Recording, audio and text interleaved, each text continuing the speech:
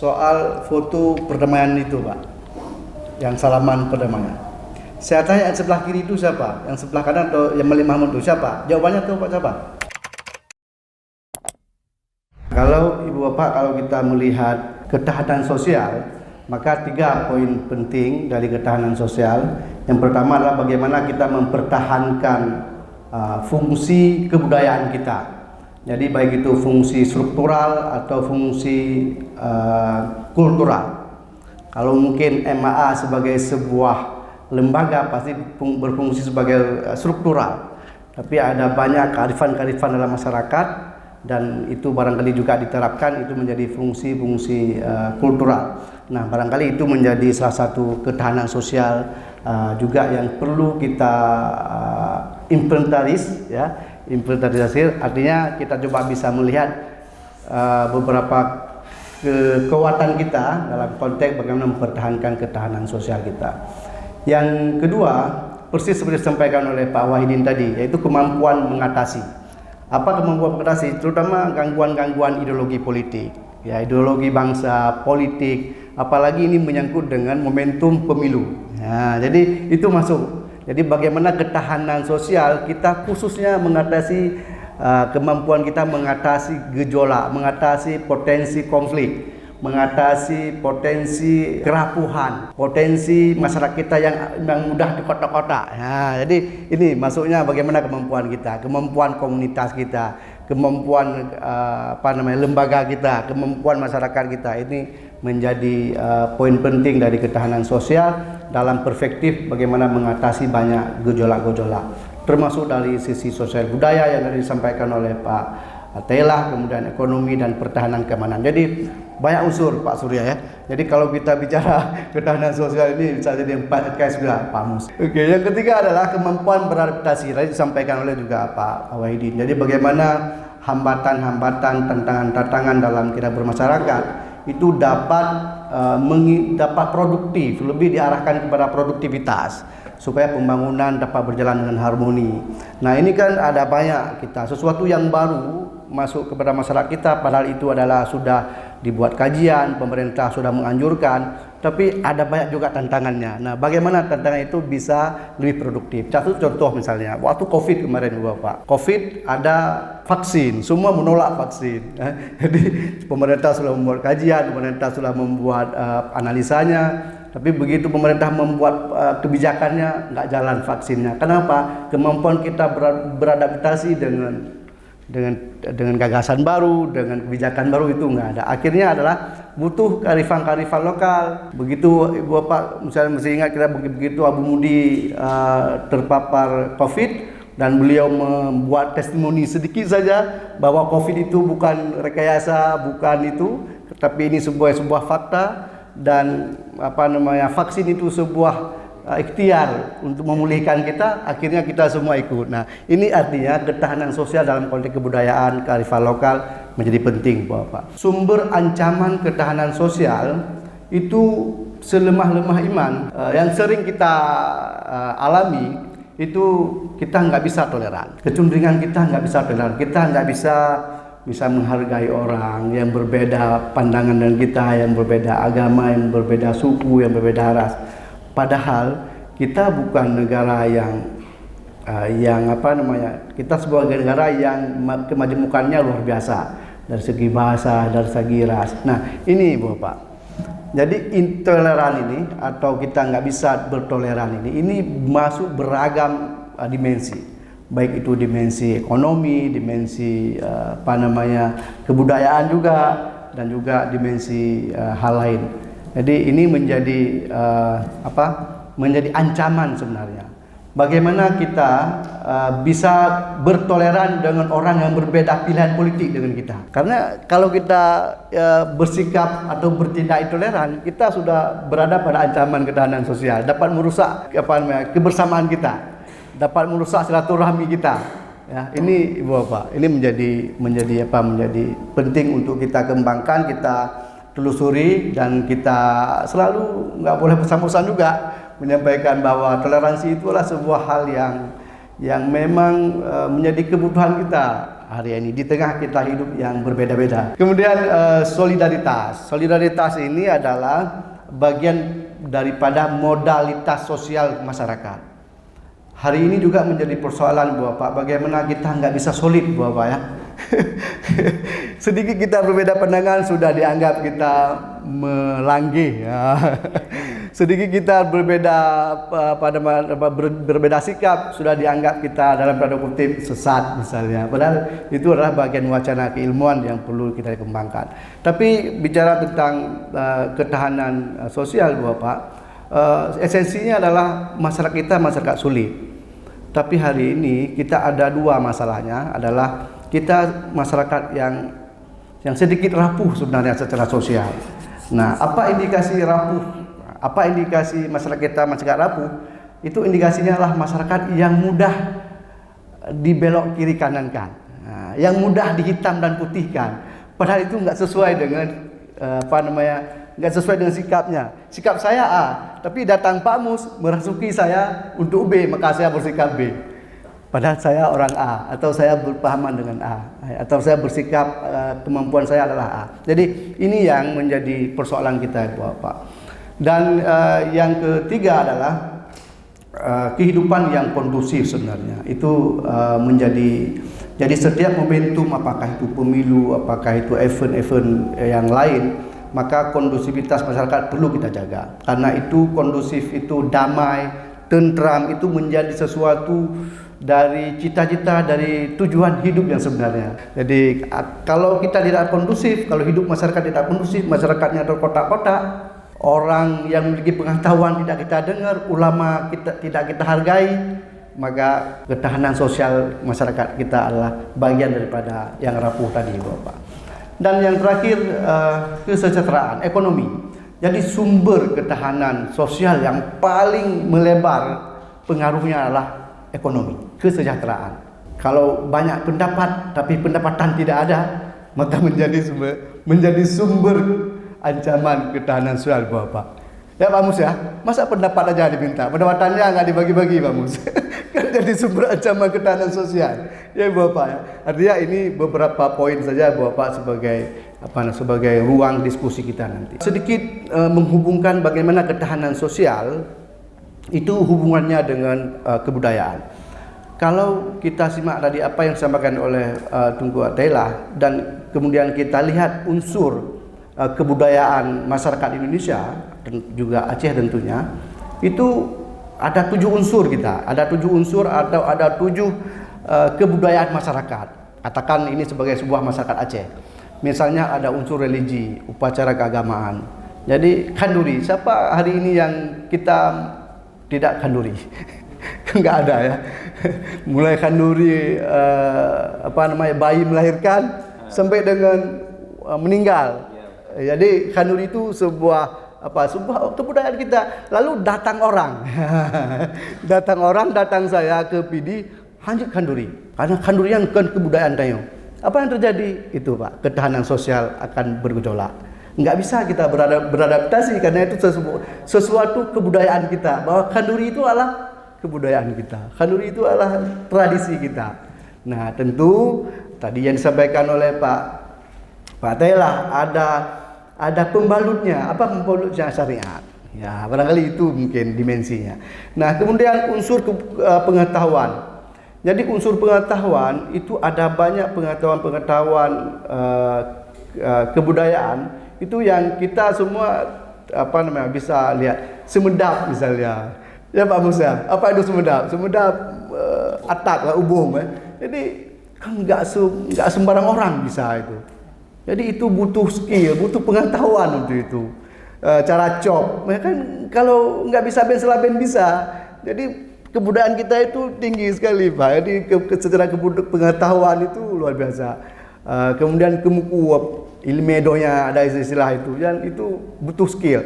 Kemukuap, datang kita ke tambak misalnya. Kalau nggak biasa, kalau kita nggak belajar, nggak dapat ikan itu Pak ya, nggak dapat udangnya. Tapi dengan keahlian para nelayan kita itu bisa dapat. Artinya ada banyak tradisi pengetahuan orang Aceh itu yang bisa dilihat sebagai sebuah kebiasaan adat istiadat masyarakat kita sendiri. Nah, ini konteks Aceh saja, Pak. Kemudian unsur teknologi, ada runong, parang, utuh, langai segala macam. Jadi bisalah kita kembangkan. Kemudian unsur ekonomi atau mata pencaharian, toke bangku, tenda, lapak, gli, dari gli walk ke gli, itu Pak Mus itu.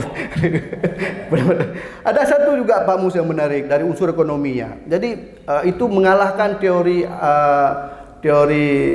ekonomi modern. Misalnya ada istilah orang Aceh itu blau si pluh pu blau si kurang lamuruang nalaba. Enggak masuk teori kapitalisme. Ya, enggak masuk teori komunisme itu. Teori ekonomi modern enggak masuk. Masa kita beli 10 kita jual 9? Kan rugi, Pak.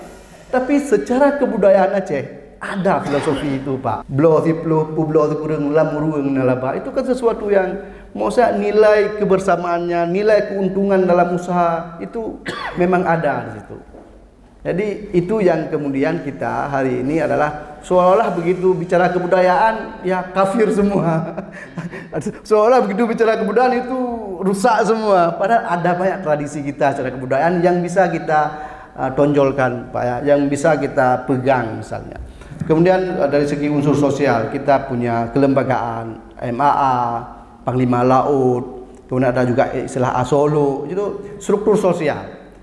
Kan banyak, ada MAA, ada kejurumblang segala macam. Jadi itu bisa kita harusnya kita hadirkan. Kemudian unsur bahasa, hikayat, him, merajah dan lain. Unsur kesenian begitu juga. Intinya Ibu Bapak, ini Pak Surya. Berarti ruang kajian Pak Surya dan kita di sini itu luas sekali. Dari A sampai Z. Mulai dari urusan keagamaan, ya, urusan kanduri, kemudian urusan pengetahuan, teknologi, ekonomi sampai dengan kesenian. Jadi secara esensi seni itu ya bagian pada kebudayaan, ya, termasuk mop misalnya yang hari ini cuma Bang Mus saja yang sering praktek biola aja ya Pak Mus kan. Jadi anak saya nggak tahu Pak Mus apa tuh mop nggak tahu dia. Jadi semalam dilihat sama anak begitu saya tulis ini apa itu mop ya, biola kan biola besar katanya.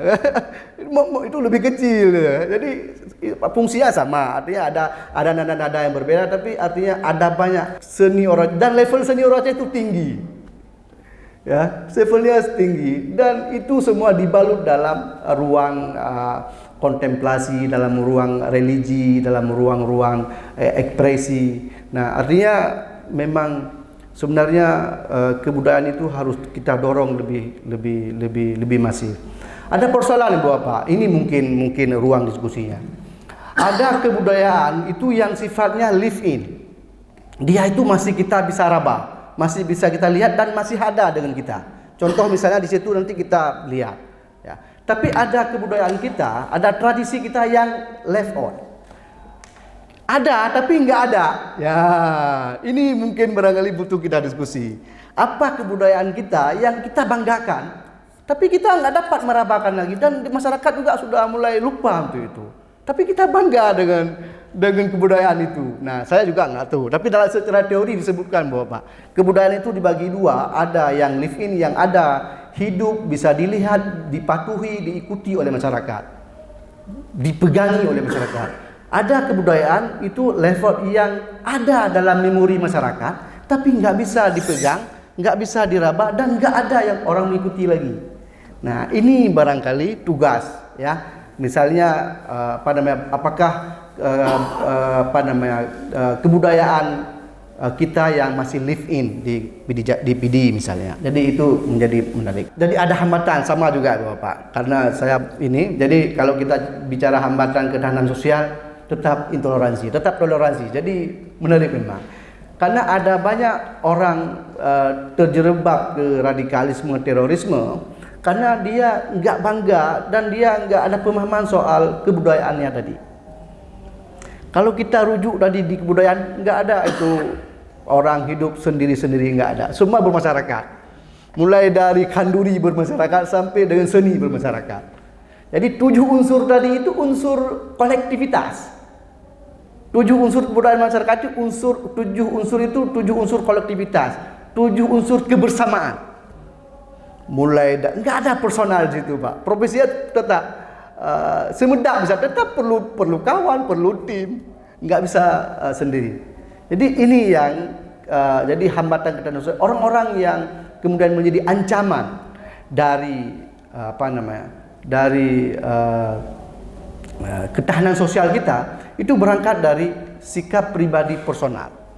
Berbeda dengan kebudayaan kita. Kebudayaan kita adalah kebudayaan kolektivitas, kebudayaan bersama-sama. Tapi begitu dia ada orang, ada kelompok yang dapat mengganggu ketahanan sosial, diawali oleh pengetahuan, tindakan, dan perilaku secara personal. Apa contohnya? Intoleransi, ya Pak. Intoleransi aja.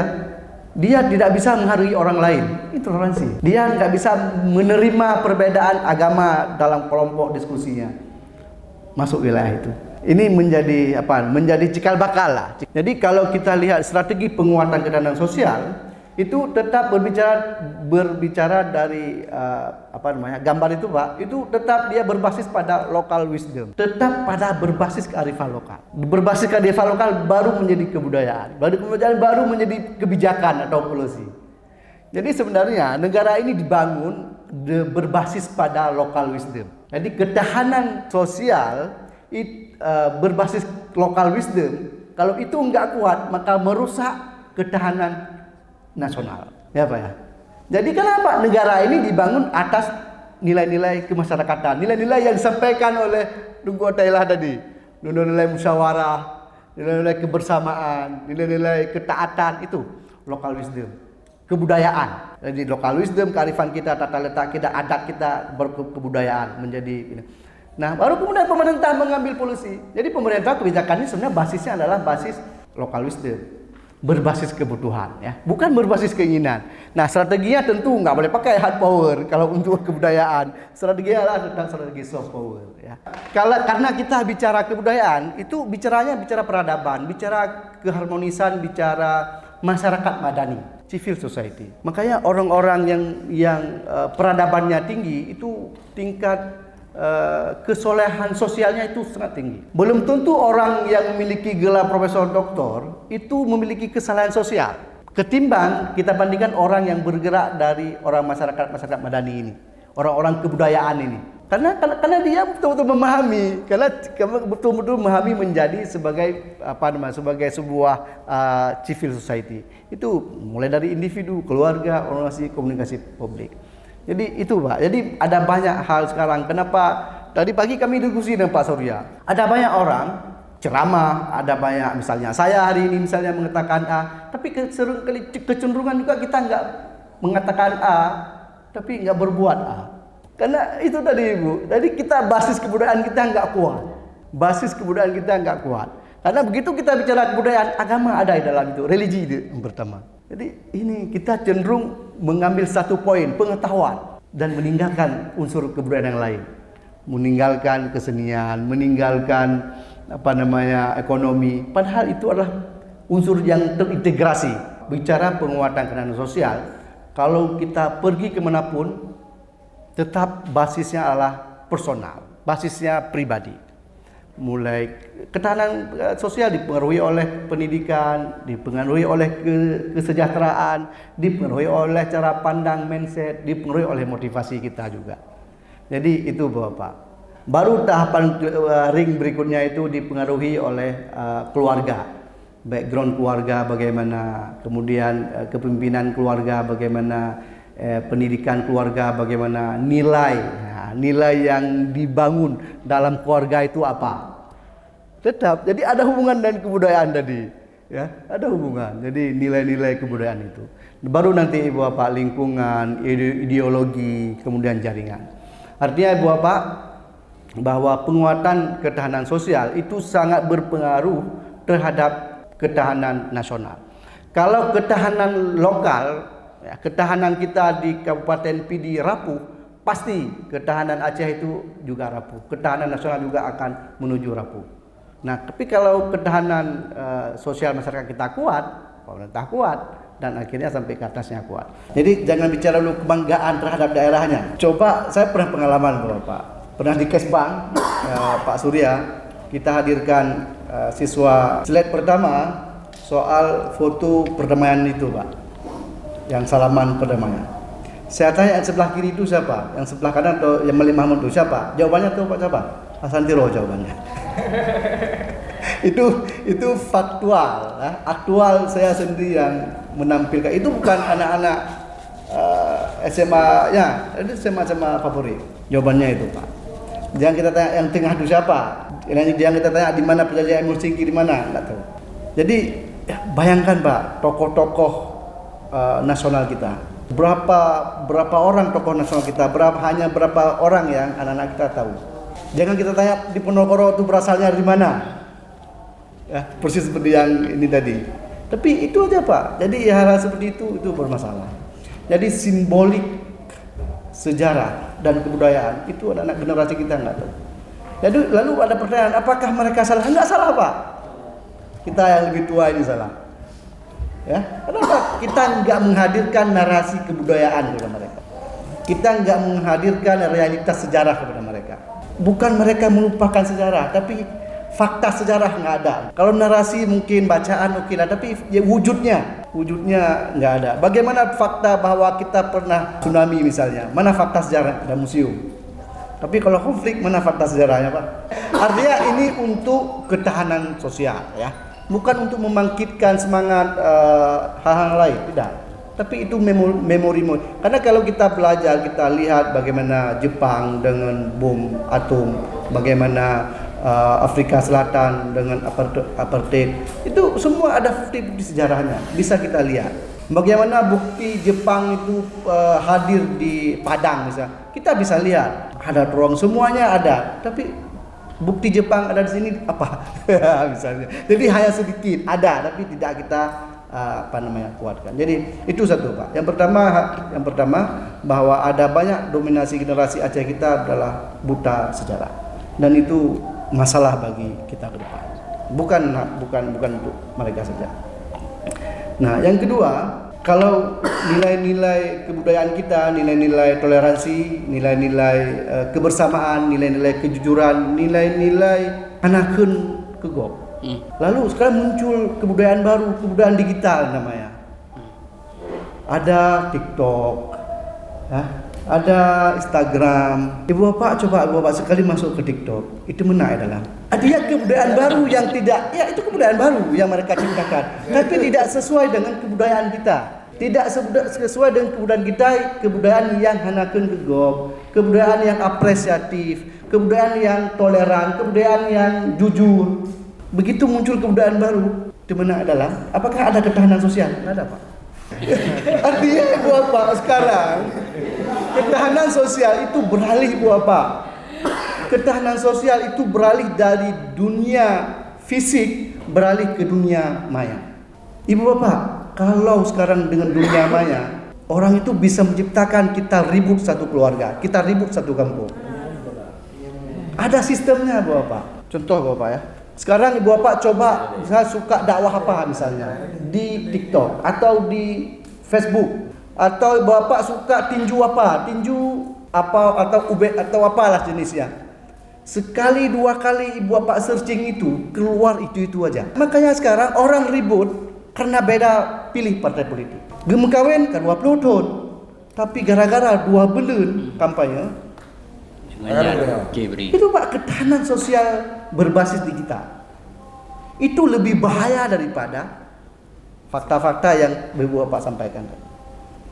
Artinya sebenarnya nilai-nilai kebudayaan kita yang disampaikan oleh Tunku Athaillah tadi itu sebenarnya yang harus kita kampanyekan. Dalam konteks apa? Dalam konteks digital. Lalu apakah kita membiarkan itu? Nggak boleh juga. Ya. Nah, bagaimana upaya-upaya kita? Tentu upaya salah satunya adalah harus ruang diskusinya harus banyak seperti ini, dan itu harus generasi 39 ke bawah. Hati-hati sekali. Jadi sumber kerentanan, sumber ancaman kita ke depan itu media sosial, digital. Jadi saya ada budaya lokal apa sebenarnya yang dapat memperkuat ketahanan sosial masyarakat kita di PD. Ya, itu sebenarnya yang menjadi ruang diskusi kita. Karena jangan salah Bapak. Jadi ketika kita misalnya budaya lokal A misalnya, budaya lokal jenis A misalnya, tapi rasanya itu sudah left out, nggak ada, kan nggak kuat, nggak bisa kita ini. Ini yang masih live in, budaya lokal apa yang masih live in, yang masih kita bisa banggakan, dan itu dapat memperkuat ketahanan sosial masyarakat kita. PD itu barangkali. Pak, silakan. Assalamualaikum warahmatullahi wabarakatuh. Jika video ini bermanfaat untuk Anda, silakan subscribe, like, dan nyalakan loncengnya.